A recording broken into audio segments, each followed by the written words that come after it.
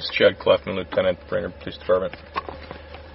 I'll be out in Cohasset at Wiley Transportation. Date is September 12, 2019, time 11:24. Be attempting to have a conversation with Mark Fossum.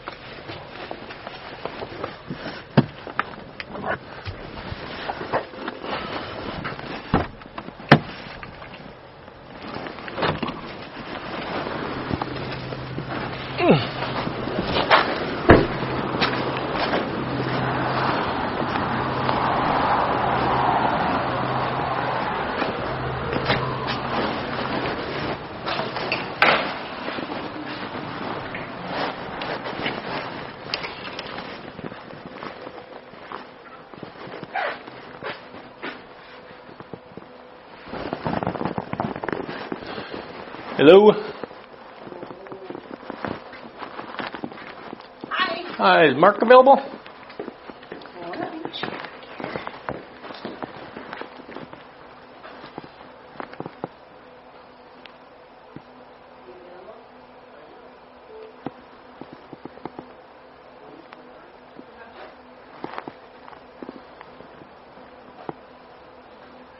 Come on back this way. Okay, thank you.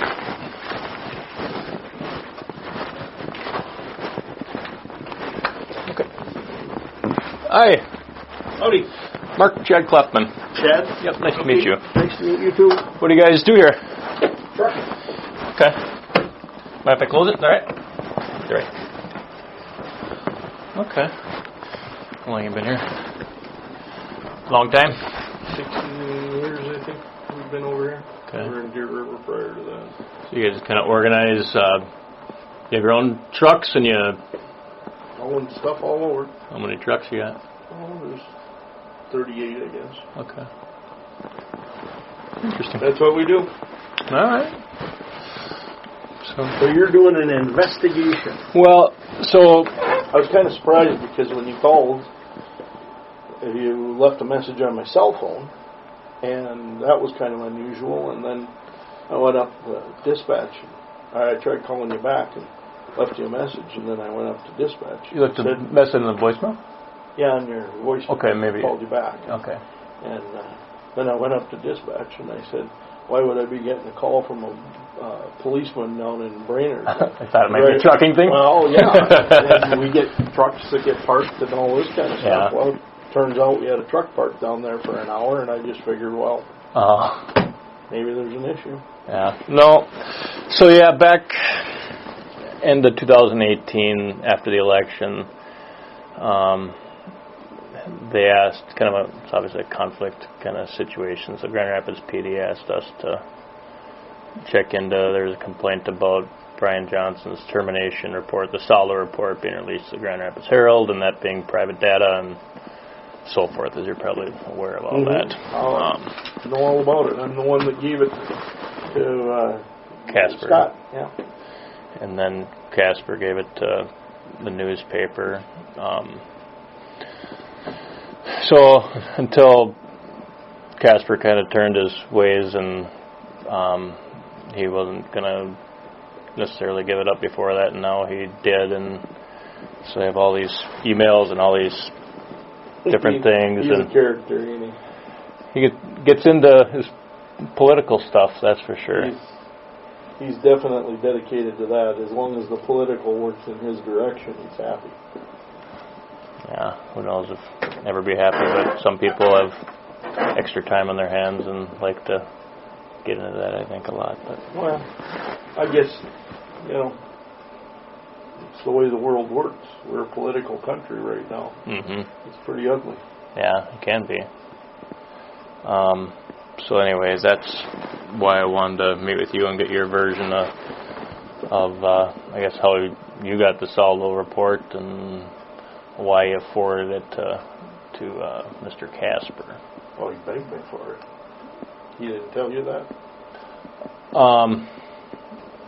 I I assume that he wanted. He was super into Vic's camp and trying to do everything. Oh, sure. But at the time, anyway. Sure, but when I told him I had it, he said, "Give it to me." He says, "I'll take it to the paper." Oh, right. I mean, it was just instant. Yeah. No, I believe that. Oh, yeah. So how did you end up getting it? Not that that's a bad thing, I guess, but that's... Well, and I'm not disagreeing with, unfortunately at that, maybe not the word unfortunately isn't right, but at that time it was private data, and, you know, Brian's termination, what I know was completely justified, and I know that people wanted to get that information out there, and I don't blame them. Unfortunately, it just was private data that couldn't be released, so that's kind of why I'm here. Mm-hmm. So how did you end up getting it then? Well, you're going to get a kick out of this, because I'll tell you something. I asked people about it. I first found out about it online. In fact, it was a Facebook page from Brian Johnson's campaign. Okay, and I saw notes about the Saldo report that he had made, and I thought, what's the Saldo report? And I actually asked Scott Casper about that. What do you know about this? And he told me, he said that's a report about his phone.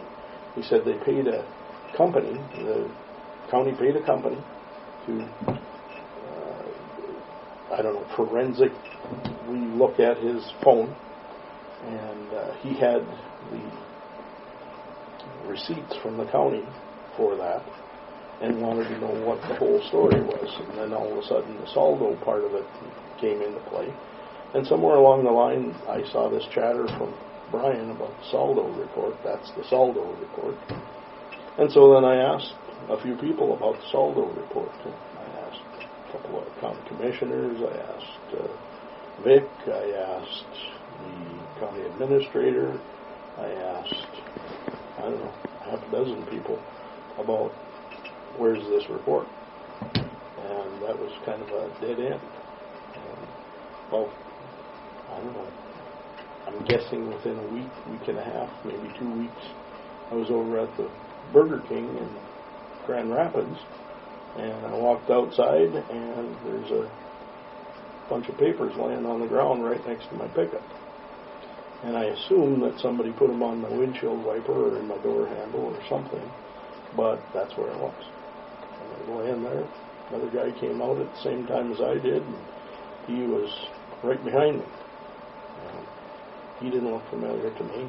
I don't think he had anything to do with the sheriff's office or the administrators or the county commissioners or anything like that.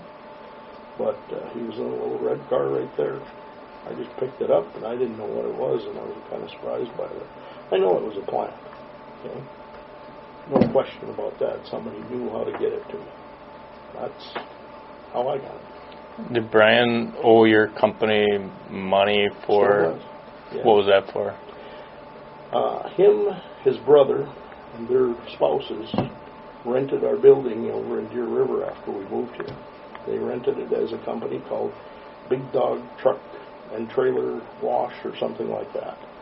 And they rented the building from us on a monthly basis. And they got behind on the rent and got all kinds of stories from them about when the rent's going to be paid and all that kind of stuff. In the end, they owed us, I think it was nearly $30,000. And they came in and had a meeting other than his brother. His brother wasn't here for the meeting, but his sister-in-law was here, his wife was here, and Brian was here, in his uniform, by the way. And sat here, I could still see him sitting here, telling me, he said, no matter what, Mark, you're going to get paid. You're going to get paid. No matter what, you're going to get paid. Do you own the business? I'm not an owner, I just work here. Okay. So anyway, you're going to get paid. And it was kind of like, okay, do you trust him or not? Well, when all was said and done, they took the washers out, and they were shutting the place down and selling things before they got us paid. And then somewhere along the line, the two of them had decided that what we're going to do is we're going to cut this bill in half. Ryan owes half of it. Brian owes half of it. Ryan was true to his word and paid his half. And, of course, Brian, several times, caught my boss. Different places, saw him in different social settings and things of that nature, telling him, I'm going to get you paid, I'm going to get you paid. And, of course, we tried collecting from him, and we got letters back saying there's no money, all these kinds of things. Did you guys go to civil court? We didn't. We should have, but we didn't. How long was that? I'd say that's probably in excess of 12 years now. Oh. Mm-hmm. Okay. And Casper said that you tried to give the Herald the Saldo report and they wouldn't accept it or didn't want to. No? Okay. Did you talk to the Herald about it? No. No. And that doesn't really...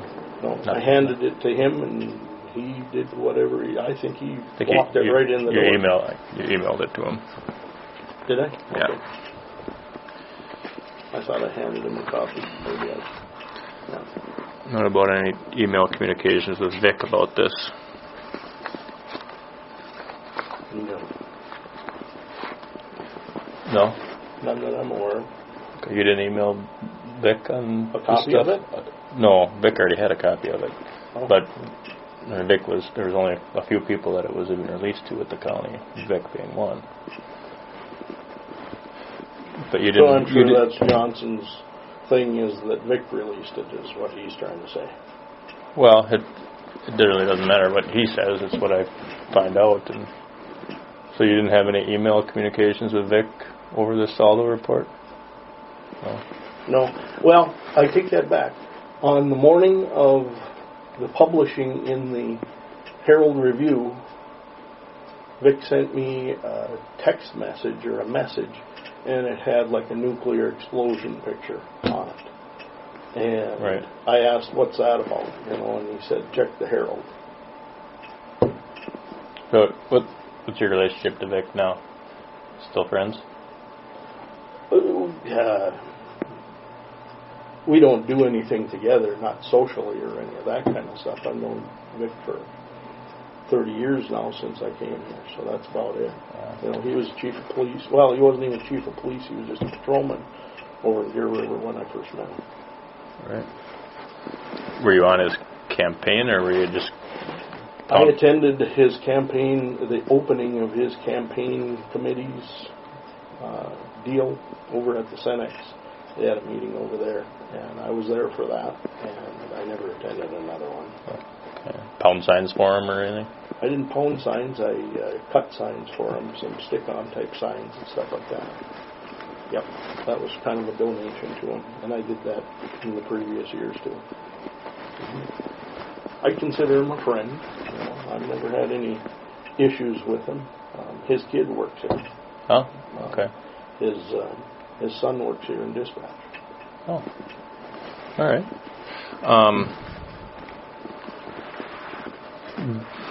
To this day, do you know who left you the report on your car? I've thought about that many times, and I don't know. Who would know my vehicle at that time, because I'd only had that vehicle probably 6 months. So there's only a few people it was even released to. Mm-hmm. Besides Vic, Brett Skiles. Administrator. Mm-hmm. And I actually asked him for the report. Did he give it to you? No. He sent me back a note and said, I'm paraphrasing here, but since it hadn't been used as or no disciplinary action had been taken against the employee in question, that it wasn't being released.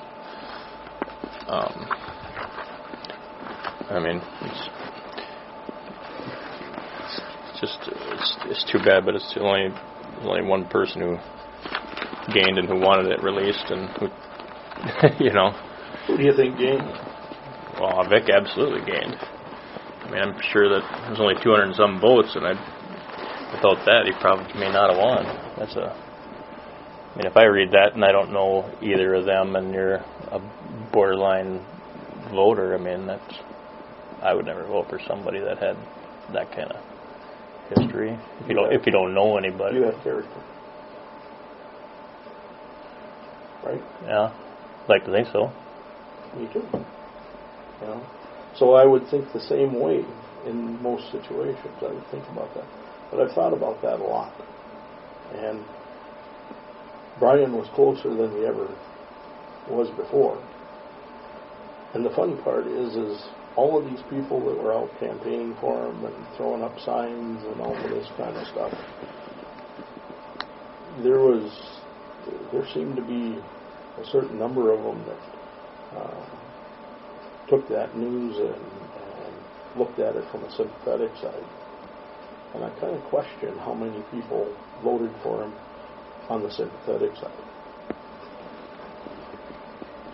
It's kind of a funny thing. Yeah. You'll never know. Neither will I. No. It's just another side to look at. Yeah. Mm-hmm. And I like Vic. I sat down and talked to him for a while, and he seemed like a great guy. It's just hard to get away from, the county commissioner, the county attorney didn't release it, the county administrator didn't release it, the auditor didn't release it. The only one to benefit in your eyes is Vic. Yeah. I mean, is there do you have a different perspective on who? I mean, the auditor wouldn't care. I don't know. No, I think that's kind of a strange deal, to be quite honest with you.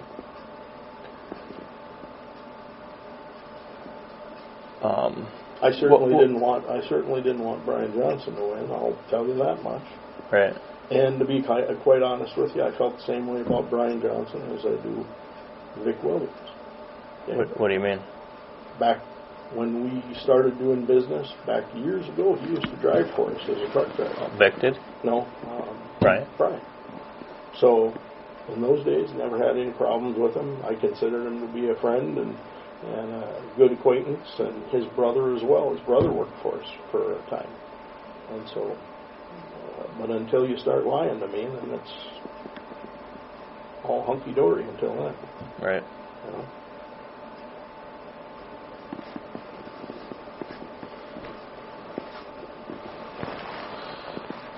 What else was there?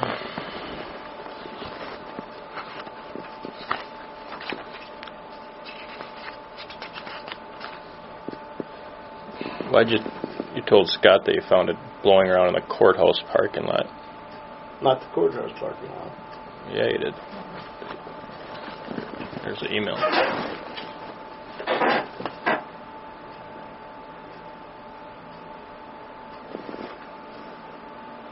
No, I called the courthouse parking lot Freudian slip or whatever it is.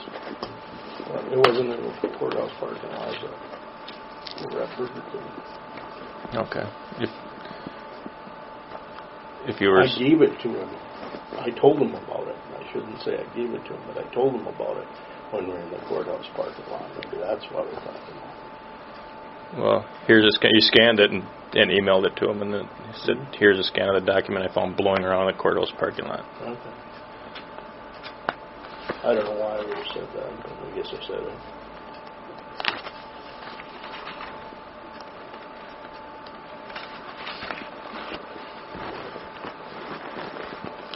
Is this what you'd testify to if you're subpoenaed?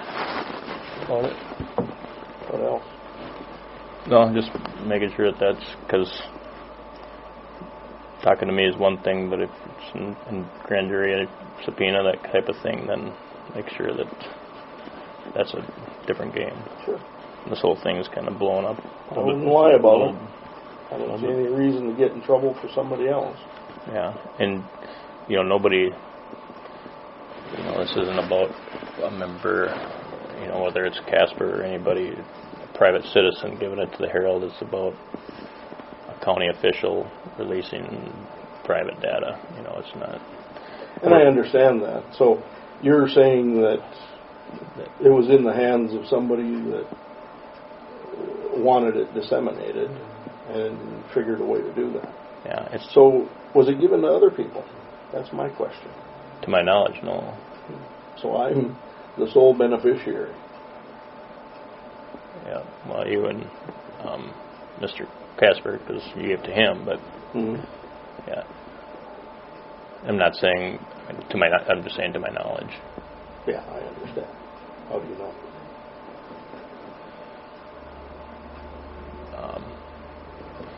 So that is what it is, and we'll see once we get all the emails and Facebook messages and everything back. That takes forever.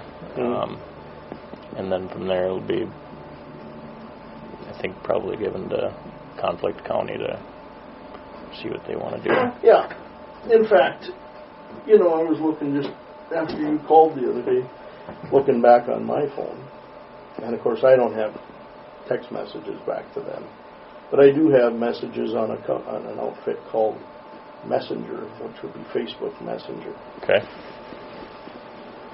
And it was all the way back to the beginning of this deal with Scott Casper. Right. And I don't have any problem with Scott. He's just telling you the truth. Only thing with him is he seems to have got motivation behind it. Well, yeah, I don't know what's happening. That all of a sudden he feels like. Well, his wife was terminated from the sheriff's department, right?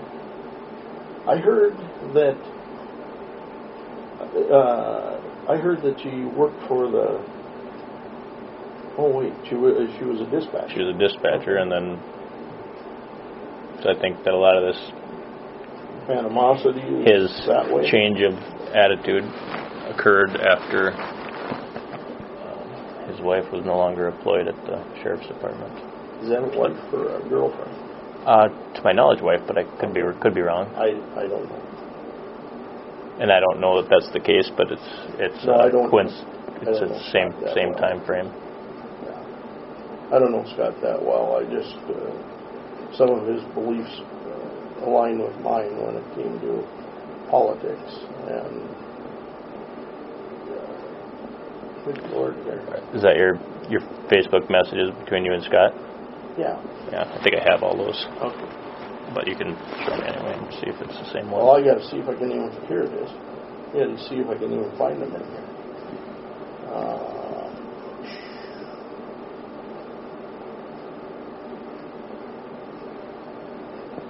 So you got all the voicemails and all that stuff too. Right? Yeah. Okay. Yeah. So this all started on October 18th. Well, I have audio messages and regular Facebook messages. I guess I'm not clear if they're voicemails or not. But okay. Well, I don't know if they're voicemail. They're voice messages. He was sending voice messages. Right. Yep. Yep. Yeah. And I've only got one side of it. I don't know if I've got mine. But they all come up as error now. But that's when this whole thing started with Casper. I had to look back on that to know when I had been introduced to him. And then he said something about a $9,800 bribe at the Herald Review, and it's like... Referencing what? Brian owing the business money? No. It was just a strange comment he said. He said, now the conspiracy theory is the Herald Review took $9,800 bribe to put the arbitrator's report in the paper. Well, why would anybody have to bribe them to put news in the newspaper? So that didn't make any sense to me. Well, originally they didn't want to put it in. Yeah. Yeah. Well, I don't have any regrets about it, to be quite honest with you, so.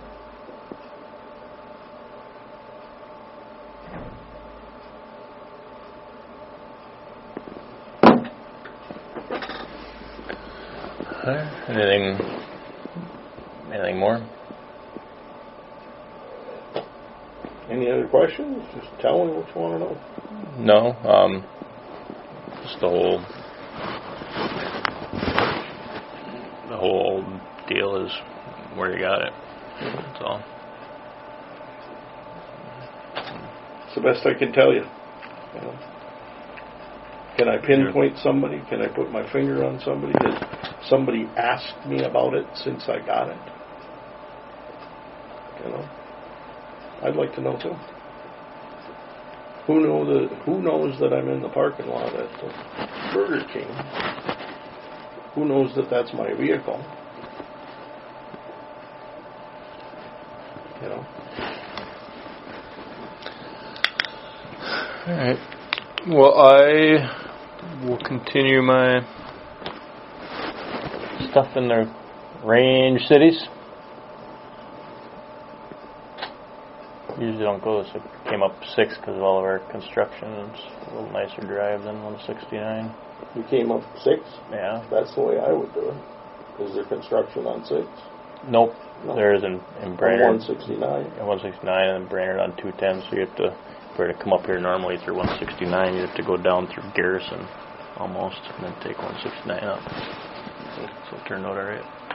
I'm curious why you even came up, to be quite honest with you. I figured you'd just do a phone interview or something like that. I don't talk to people over the phone. It's much nicer to get a grasp on who someone is, and if you're in person, I think. Phones don't do it. Impersonal, that's true. I like talking to people one-on-one as opposed to... Plus you have a tendency to... It's a lot easier to not tell the truth to somebody over the phone when you're dealing with them. And I agree. I get that every day. Yeah. Okay. Well, thank you for your time. Okay. Nice meeting you. Nice to meet you too. Good luck. My job's to kind of not stop till everything's out there and all done. So it's taking too long, unfortunately. It takes a long time to get records back and that kind of thing. But well, if I had the original papers, you know, the ones that I scanned originally, I don't know if that would do you any good or not, but I don't. I scanned it onto the computer, and actually I probably still have it on the thumb drive that I've got in my pocket back in those days. But well, you've got that apparently, so yep, that's cool. Okay, take care. Thanks, Chad. Is there a bathroom right over here? Yeah, right up. Right up to the right. Okay. Oh, I'll leave that open like it was.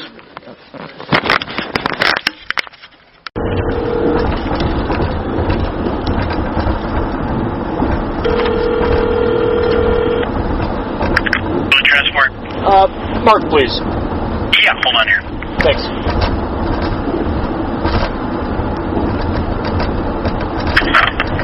This is Mark. Mark, hey, Chad at the Brainerd PD again. Hey, I forgot to ask. I'm sorry? Chad at the Brainerd PD again. Oh, okay. Hey, I forgot to ask you, did you ever tell Sheriff Williams that you had a copy of that Saldo report? I don't know if I ever discussed it with him, to be honest with you, other than asking him for it. So after you got it, you don't know if you told him or not? I don't know if I ever told him. I told Scott. I showed it around here in the office. I don't know if I ever discussed it with him. Okay. Did you tell I never discussed it with anybody else either, I guess, as far as the administrator or the county commissioners after that. Yeah. Figured there wasn't any reason to ask for it again once I had it. Yeah. So you don't know if you told Sheriff that you had it? I think you're kind of cutting out on me here. Okay. All right. What did you say? I just. Okay. A little bit confusing on some information on whether you informed. I don't remember ever discussing it with him again. Okay. And you said that text message of the explosion, that was the day that it came out in the newspaper? Or? I think it was I think I got that on a Sunday morning. And then it came out on what day? I don't know if that's a Sunday paper or a Monday paper or what it is. I don't get the paper. I only have to go and buy it. Okay, but either way, it was like the morning of the paper that it came out in the paper? Yeah. Oh, okay. Okay. Yeah. He and I and Scott Cook, I guess, are the only ones that exchange emails or text messages like that. Yeah. Okay. Have you talked to the sheriff today, or text him or anything? Let him know that. I don't think I've talked to Vic in a couple of weeks. Okay. Okay. Yeah, I mean, like I say, it's not a social thing. It's just we know each other. Yeah. Like the last time he was in the office here, I stopped and talked to him when he was up talking to Andy. Okay. Okay. That's all I need, Mark. I appreciate your time. Fair enough. Yep. Bye.